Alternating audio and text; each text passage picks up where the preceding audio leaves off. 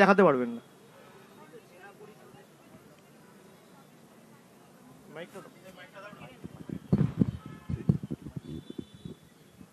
সন্দেশখালী প্রসঙ্গে শুভেন্দু অধিকারী বলেছেন যে সন্দেশখালী কাণ্ডই মমতা বন্দ্যোপাধ্যায় চেয়ার আবার কেড়ে নেবে, যেভাবে 2011-এ তারা নন্দীগ্রাম সিঙ্গুরের মাধ্যমে এসেছিল, এই সন্দেশখালী কাণ্ড আবার সেই সরকারকে সরিয়ে দেবে। কি বলবেন? না, ওনার লক্ষ্যটা কি? যে সন্দেশখালী কাণ্ড করে কি করে মমতা বন্দ্যোপাধ্যায় চেয়ারটা কাড়া যায়, সে কারণে কি মন্তব্য করেছেন?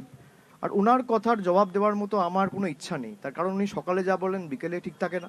উনি দুদিন আগে সব সাংবাদিক বৈঠক করে বলেছেন যে সুপ্রতিম সরকারের বিরুদ্ধে আমি 24 ঘন্টা পর ব্যবস্থা নেব। 72 ঘন্টা হয়ে গেছে, ব্যবস্থা নিচ্ছেন না কেন? তার কারণ আপনি একজন শিখ, একজন কর্তব্যরত পাগড়ি পরা আইপিএস অফিসারকে খালিস্তানি বলেছেন।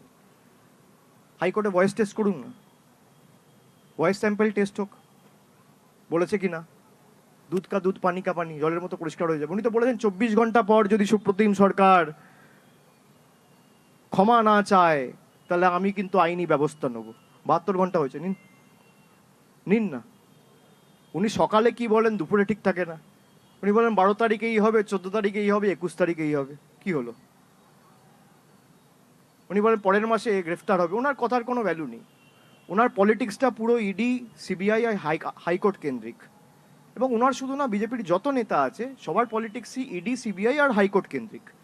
আর আমাদের রাজনীতি হচ্ছে মানুষ কেন্দ্রিক। তো আগামী দিন নির্বাচনে দেখা যাবে যে বাংলা বিরোধীরা আর একদিকে বাংলার পক্ষে যারা রয়েছে তারা যেতে, সাধারণ মানুষ যেতে, না স্বৈরাচারীরা যেতে। একজন 6-7টা করে প্রশ্ন করলে খুব। লাস্ট প্রশ্ন বলছি, অভিষেক দা, কে দেখতে পাচ্ছি না। বলছি এই জোট নিয়ে আপনারা আপনাদের অবস্থান স্পষ্ট করেছেন যে 42টি আসনে তৃণমূল কংগ্রেস লড়বে। জোট নিয়ে কিন্তু কংগ্রেসের তরফ থেকে বলা হচ্ছে যে এখনো নাকি মমতা বন্দ্যোপাধ্যায়ের সঙ্গে আলোচনা চলছে। একই প্রশ্ন যদি বারবার করো তাহলে খুব মুশকিল। জোট নিয়ে মমতা বন্দ্যোপাধ্যায় যখন অবস্থান স্পষ্ট করে দিয়েছে তখন আমার বলা সাজে না। এবং জোট নিয়ে আমার অবস্থান কি 29 তারিখ জানুয়ারিতে আমতলায় আমি বিস্তারিত বলেছি যে আপনি একদিকে বলছেন তৃণমূলের সাথে জোট চাই, আর একদিকে বলছেন মমতা বন্দ্যোপাধ্যায়ের ক্ষমতা থাকলে বহরমপুরে লড়ুক অধীর চৌধুরীর বিরুদ্ধে। অধীর চৌধুরী বলছে, যে পিসিসি প্রেসিডেন্ট।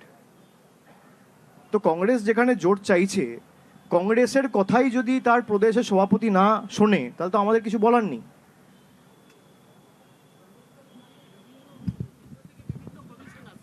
কিন্তু মণিপুরে এত কিছু ঘটে যাচ্ছে, তাই সেখানে তো কোনো প্রতিনিধিকে বা কোনো কেন্দ্রীয় কোনো টিম পাঠাচ্ছে না সেখানে। তার কারণ সেখানে ব্যর্থতা হচ্ছে ডবল ইঞ্জিন সরকারের। মণিপুরে রাজ্য সরকারের দায়িত্বেও বিজেপি আর কেন্দ্রেও বিজেপি রয়েছে, এটাই তো ডবল ইঞ্জিন সরকারের উদাহরণ। ডবল ইঞ্জিন সরকারে মণিপুরে কি ঘটনা ঘটেছে, দুজন মহিলাকে কিভাবে বিবস্ত্র করে রাস্তায় হাঁটানো হয়েছে, তো সারা দেশ দেখেছে। ভারতবর্ষের প্রধানমন্ত্রী কি মণিপুরের প্রধানমন্ত্রী নয়? উনি খালি গুজরাটের প্রধানমন্ত্রী আর মধ্যপ্রদেশের প্রধানমন্ত্রী আর উত্তরপ্রদেশের প্রধানমন্ত্রী। কেন মণিপুরে যাননি? কবার গেছে? কটা বিজেপির নেতা গেছে? কটা কমিশন গেছে? মহিলা কমিশনের কজন প্রতিনিধি গেছে? এখানে আসছে তার কারণ এখানে বিজেপির ইন্টারেস্ট রয়েছে। এরা ভাবছে এইসব করে বাংলার মানুষকে ভুল বোঝাতে পারবো। আমি মানুষকে বলবো চোখ কান খুলে রাখুন এবং এরা কিভাবে আপনাদের সাথে বেইমানি করেছে 2 বছর ধরে দেখুন, এবং কিভাবে আগামী দিন যদি এরা ক্ষমতায় আসে তাহলে এই যে 1,60,000 কোটি টাকার বকেয়া পাওনা, এটা 5 লক্ষে গিয়ে দাঁড়াবে। যখন ইচ্ছা আধার ক্যান্সেল করে দেবো, যখন ইচ্ছা কার্ড ক্যান্সেল করে দেবো, যখন ইচ্ছা টাকা বন্ধ করে দেবো, এই যে মানসিকতা, তার কারণ আপনারা 18টা সাংসদ জিতিয়েছেন। আপনারা যদি নিজেদের ঘর, কল, রাস্তা, বাড়িকে সামনে রেখে ভোট দেন, আপনার অধিকার থেকে আপনাকে বঞ্চিত করতে কেউ পারবে না, সে যত বড়ই নেতা হোক। মানুষ উপলব্ধি করছে এবং আমি মনে করি তার প্রতিফলন এই ভোটে আমরা দেখতে পাবো।